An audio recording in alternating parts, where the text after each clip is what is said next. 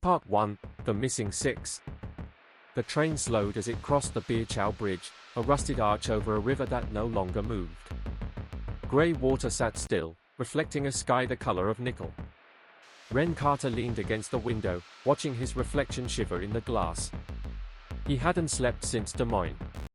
The message that pulled him here was still looping in his head. 6 missing in 14 days. No signs of forced entry. Every door locked from the inside. Birchow wasn't the kind of town that made headlines. A single main street. A courthouse with chipped paint.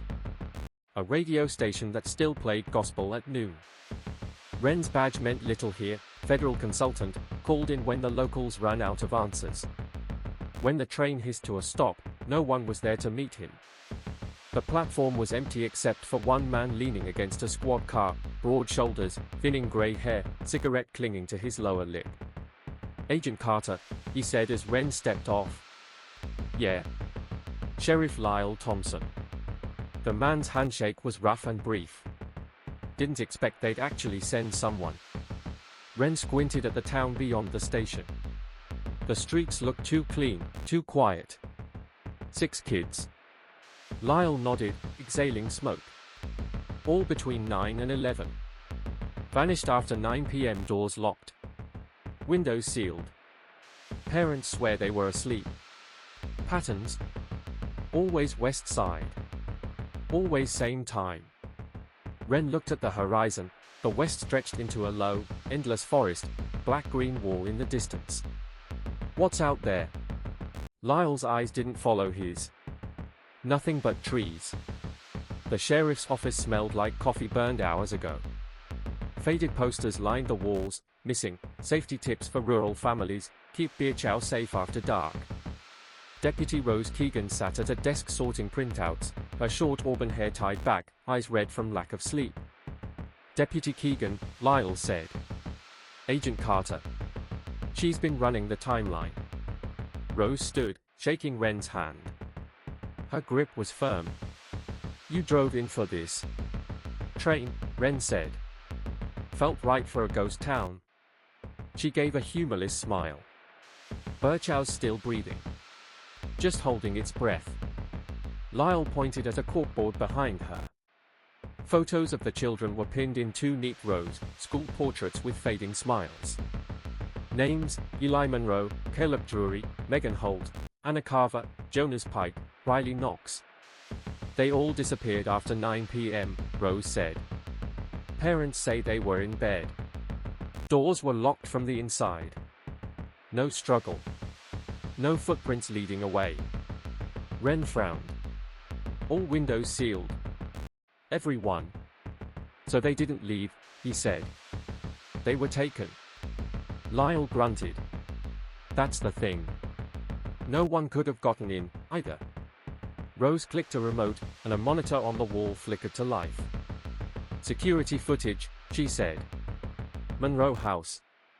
Night of the first disappearance."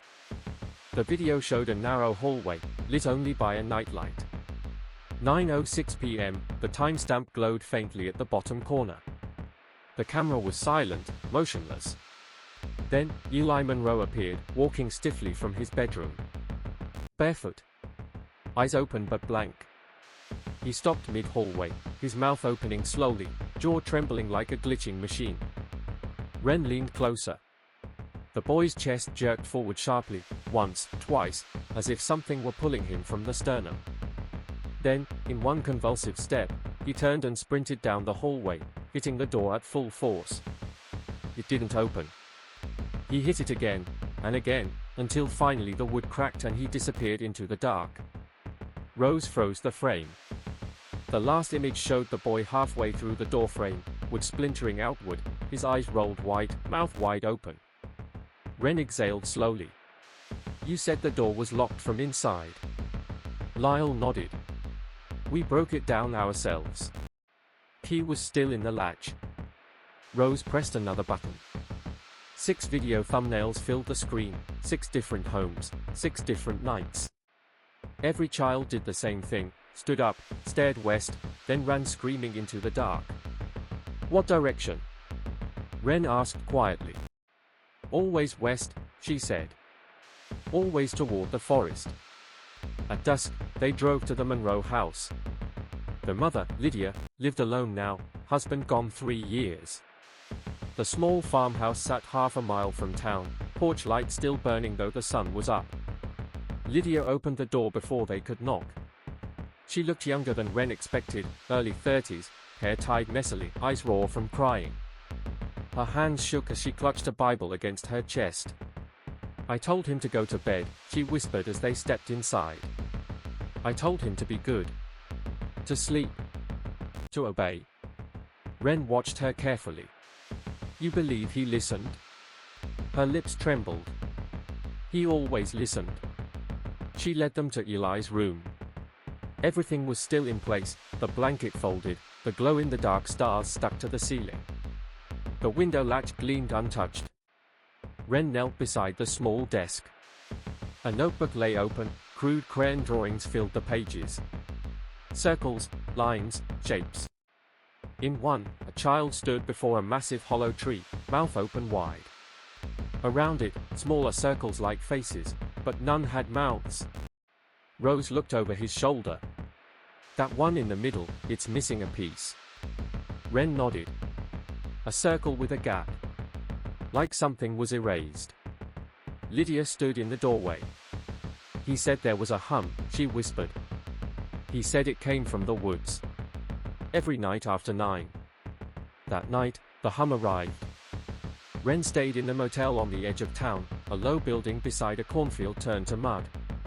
The air conditioner clanked softly as rain began to fall. At 9:12 p.m., his phone buzzed. No caller ID. He answered anyway. Nothing at first, then faint static, and a voice. Small. Childlike. Hurry. Ren froze. Who is this? The last one is left behind. The line went dead. A low vibration filled the room, not sound exactly, but pressure, humming through the walls, through his teeth. It pulsed like breath, like something whispering under the floor. He turned off the lights. The sound grew clearer, coming from outside. Through the window, he could see the cornfield trembling though there was no wind. A dark line was forming, as if the stalks themselves were leaning west.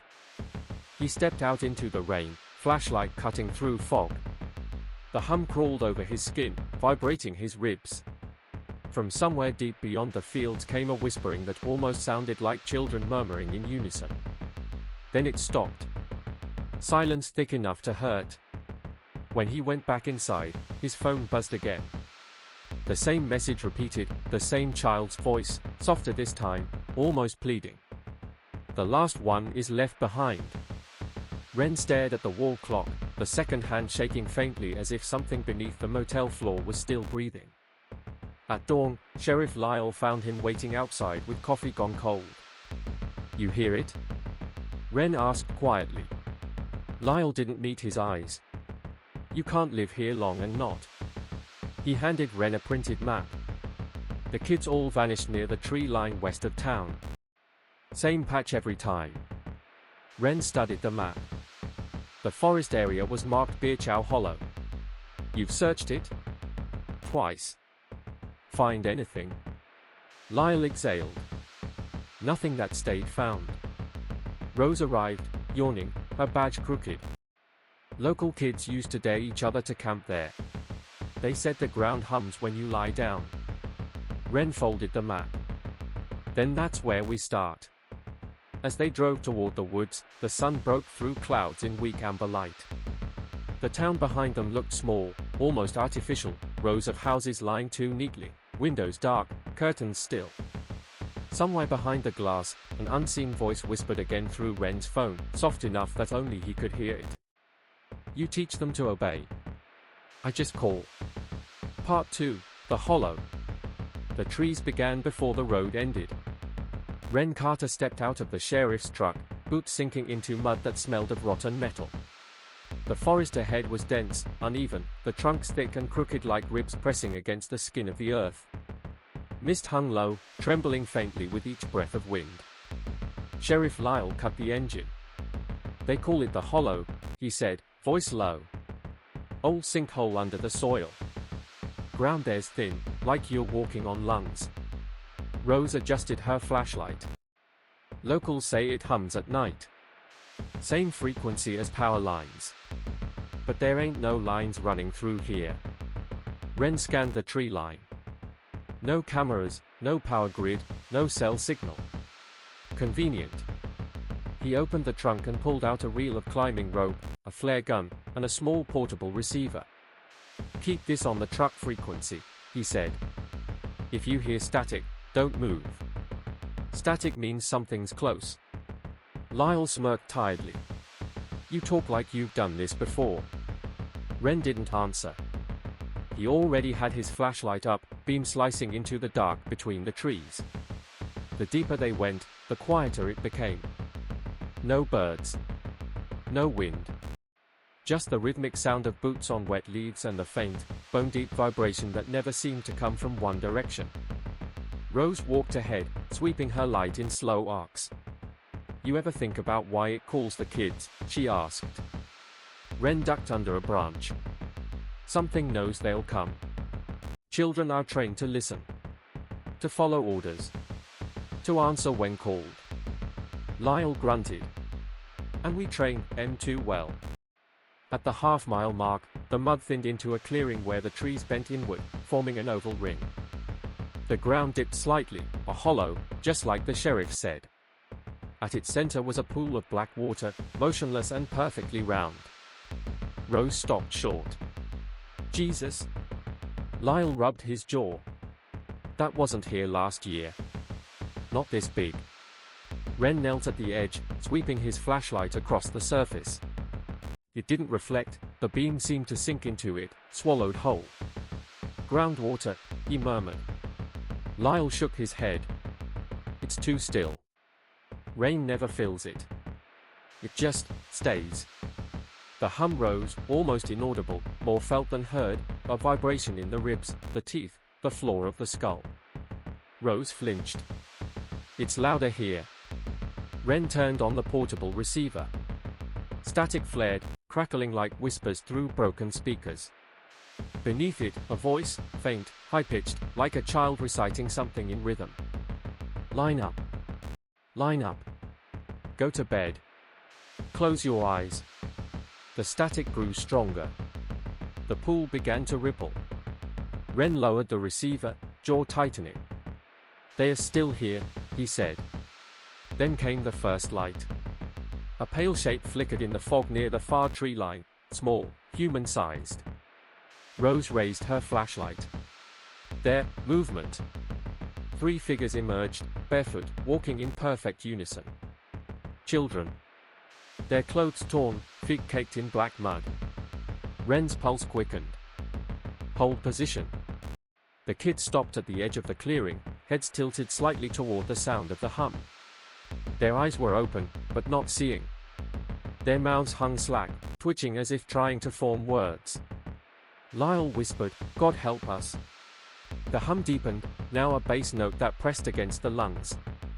The children jerked forward in unison, stepping into the water. Their reflections didn't follow. Ren shouted, Stop! He sprinted toward them, sloshing into the mud. Rose, get the rope. She dropped to one knee, unspooling it fast. Lyle aimed his flashlight, pale light trembling across the dark pool. Ren waded waist-deep into the freezing water, grabbed the nearest child by the arm, and pulled. The skin was ice-cold, smooth as porcelain. For a moment, the boy didn't resist, then something tugged back. Ren braced his legs and hauled harder. The hum spiked, the ground trembling underfoot. Black water foamed around them like breath. You teach them to obey. The voice came from everywhere, not loud, not angry, just calm, as if speaking directly into their bones. I just call. The boy convulsed, a strangled gasp leaving his throat.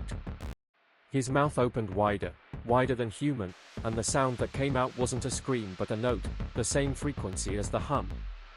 Ren yanked the rope tight around the child's waist. Rose pulled from the bank, face pale, veins standing out in her neck. I've got him. 2 more.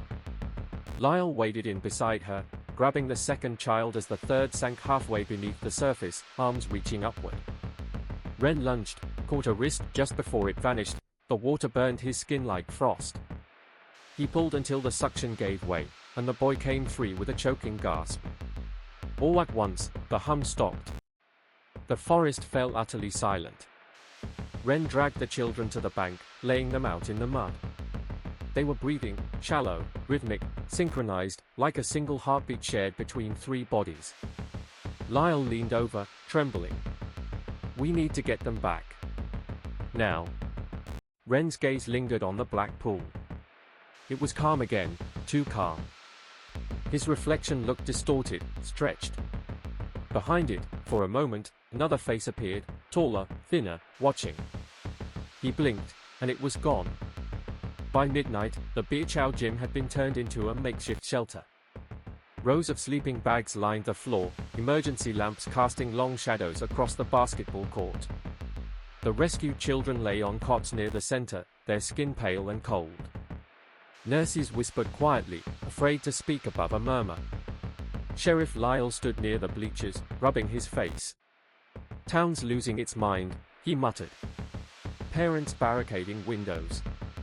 Pastors preaching about discipline and demons. Says this is punishment for letting the world go soft." Ren stared at the kids. Their eyes fluttered behind closed lids, as if dreaming in sync. "Punishment for what?" he said softly. Lyle shrugged. "Disobedience, maybe. Or listening too hard." Rose crossed the gym with a small radio in her hand. "I recorded part of the hum," she said, setting it down on the table. "You should hear this." She pressed play. The static hissed, rising and falling, then, beneath it, the same soft chant as before. "Line up. Line up. Go to bed. Close your eyes." Ren's stomach turned. The rhythm wasn't random. It matched the cadence of a parent's voice, soft, instructional, familiar. Rose frowned. "You hear that lower tone under it? Almost like breathing." He nodded slowly. "Not under it. Behind it. Like something's repeating what it's told." Lyle exhaled. "You think it's mocking us?" "No," Ren said. "It's imitating." They fell silent. Outside, thunder rolled again, long and low. The gym lights flickered once, then stabilized. Rose sat down beside one of the cots, brushing a strand of hair from the nearest boy's forehead. "Eli Monroe," she whispered, reading the name tag clipped to his shirt. "He's the first one we lost." Ren's pulse quickened. "He's alive?" "Barely." She checked his wrist. His skin was clammy, heartbeat faint. Then his lips moved, almost imperceptibly.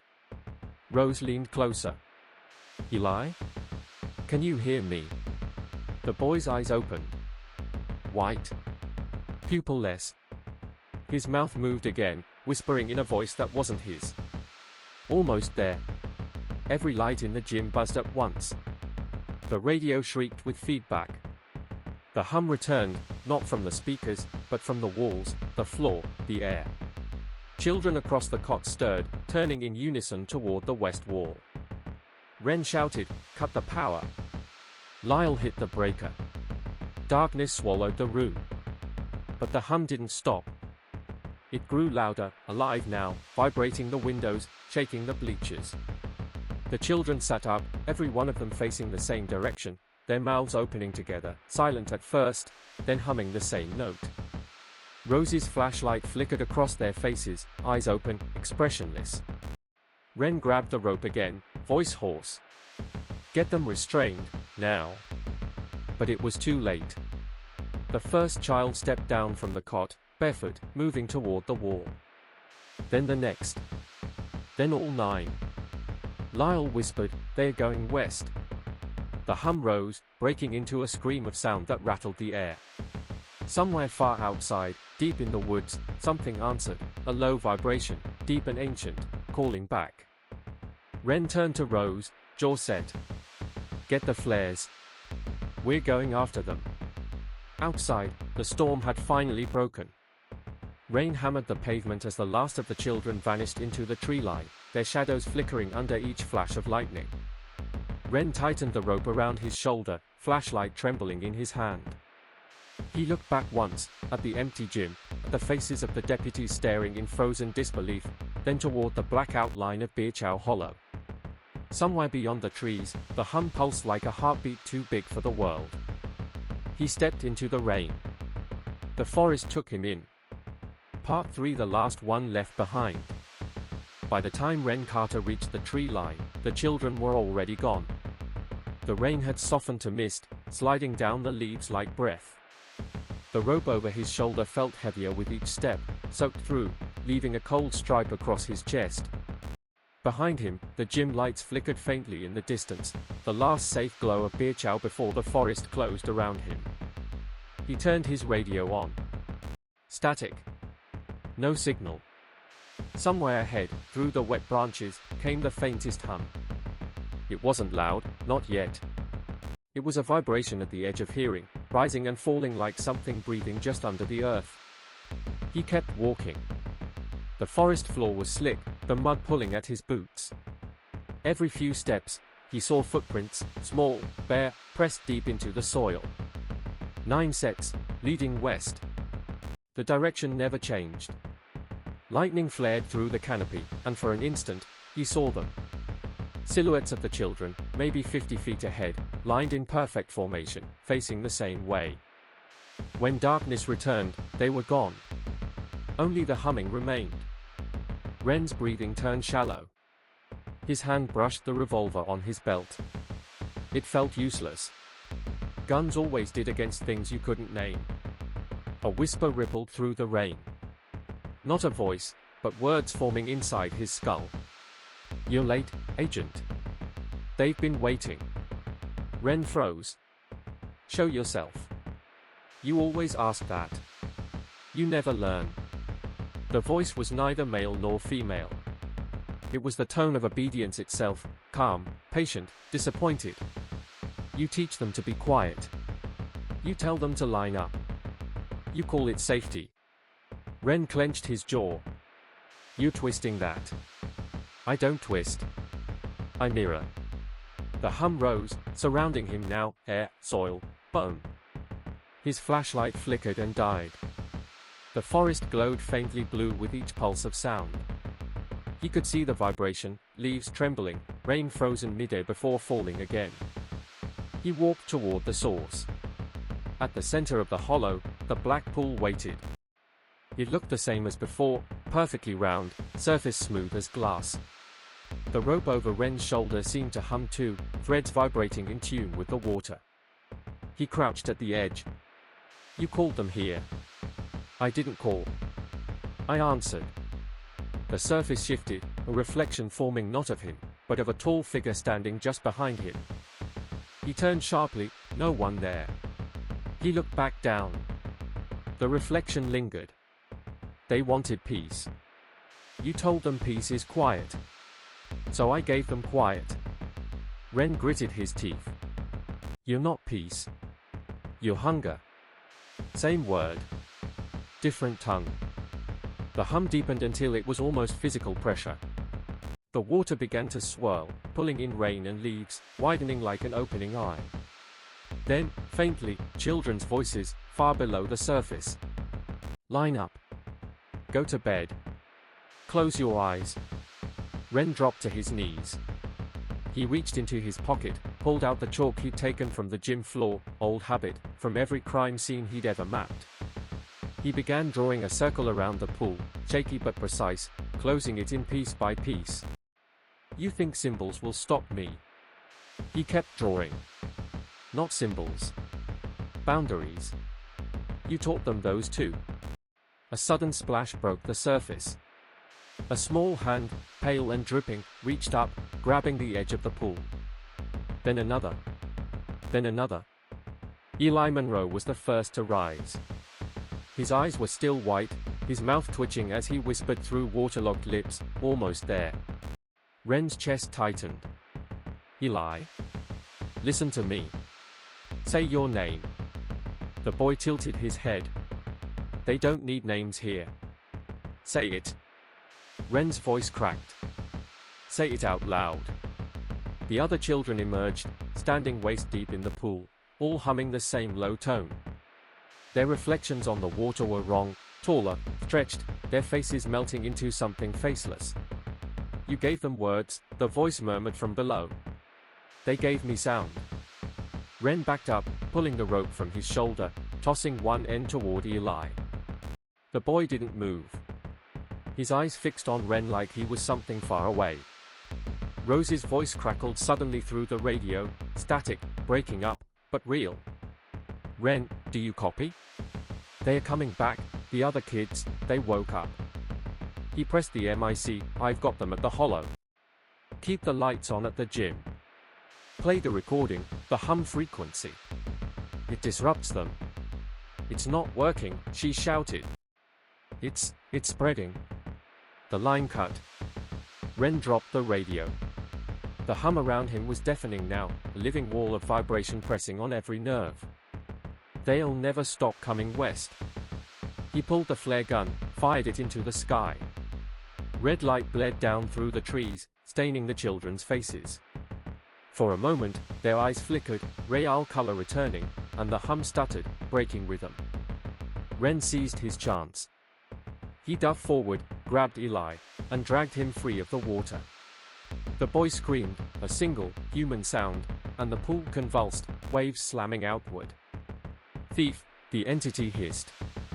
You take what's mine. Ren stumbled backward, holding the boy tight. You don't own them. I own everything you silence. The pool rose.